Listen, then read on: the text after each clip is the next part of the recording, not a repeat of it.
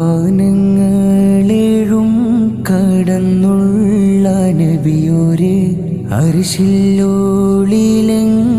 വിളങ്ങി റസൂലോര്. വാനങ്ങളേഴും കടന്നുള്ള നബിയോര് അർശിലോളിലെങ്കി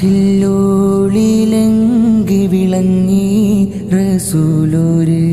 മക്കത്തൂതിച്ചുള്ള ത്വാഹ നബിയോര് മന്നവനേകിയ കാരുണ്യക്കനിയോര്.